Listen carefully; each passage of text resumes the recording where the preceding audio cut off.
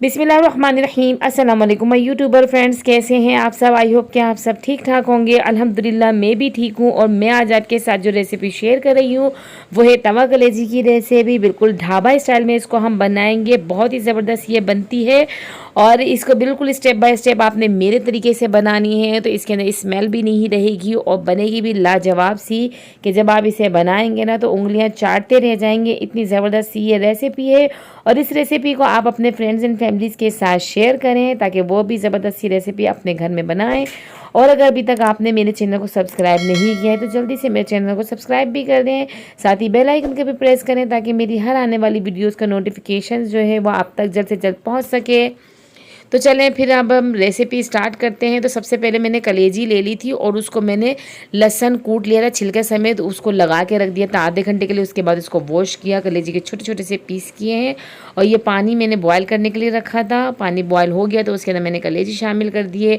1 table spoon के करीब इसके अंदर जिंजर गार्लिक पेस्ट डाल के इसको अच्छे से हम हिला देंगे और इसको बॉयल आने तक के लिए पकने देंगे। जब तक इसको बॉयल आएगा इसको ऐसे ही छोड़ देंगे, ना हमें कवर करने की ज़रूरत है ना ही हमें कोई ज़्यादा चमचा चलाने की ज़रूरत है। तो ये देखें बॉयल आ गया है और ये झाग जो ऊपर आया ना ये सारा हम हटा देंगे। तो इससे जो है ना कलेजी का कलर भी ज़रा अच्छा सा बनकर आता है, वरना ये जो इसका जो ब्लड होता है ना उससे कलेजी का ख़राब भी हो जाता है कलर। तो जिनको ये शिकायत है कि कलेजी का कलर ख़राब हो जाता है तो वो ये स्टेप ज़रूर करें।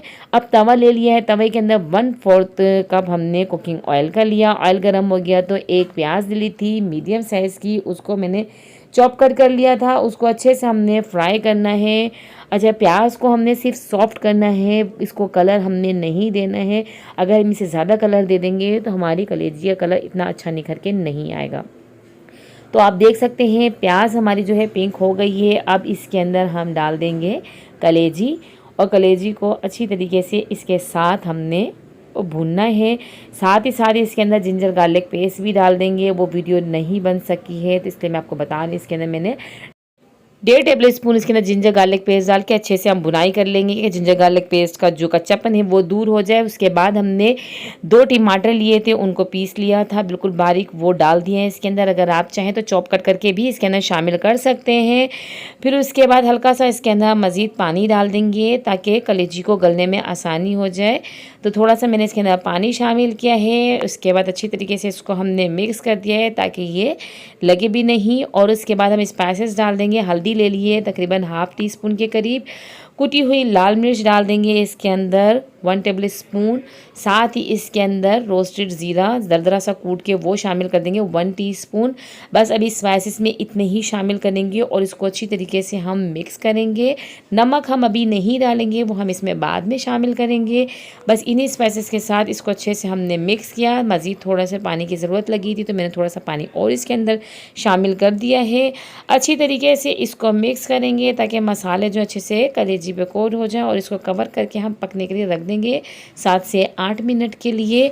और ये देखें अब जो है हमारे मसालों के साथ कलेजी जो है अच्छे से ये पक चुकी है। कलर भी आप देख सकते हैं, टमाटर जो है उनका भी कच्चापन दूर हो गया है, मसाले जो हैं वो भी अच्छे से इसके साथ पक चुके हैं। तो अब हमने दही ले लिए, आधा कप इसके अंदर दही शामिल किया, अच्छे से फेंट लिया था पहले दही को। दही शामिल करेंगे और उसके बाद अच्छी तरीके से चमचा चलाते जाएंगे ताकि दही हमारा ना फटे।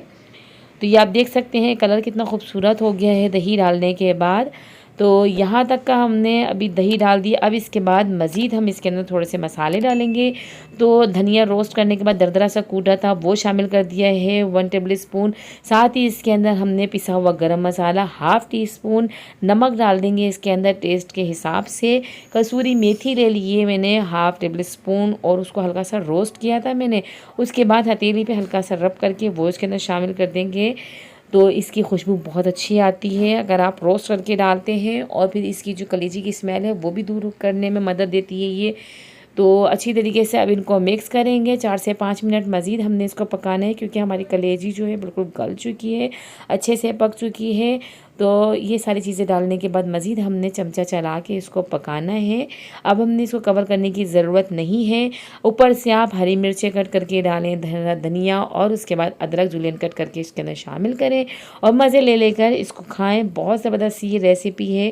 कैसी लगी आपको ये मेरी रेसिपी मुझे कमेंट बॉक्स में ज़रूर बताएं और ऐसे ही मेरे चैनल के साथ जुड़े रहें, मुझे सपोर्ट करते रहें और ऐसे ही मेरी वीडियोस को देखते रहें और अच्छी सी मुझे कमेंट्स करते रहें और मुझे दुआओं में याद रखें। अपना ख्याल रखें, अपने आस पड़ोस वालों का ख्याल रखें, अपने दस्तरखानों को अच्छे खानों से सजाते रहें और मुझे अगली वीडियो तक दीजिए इजाज़त।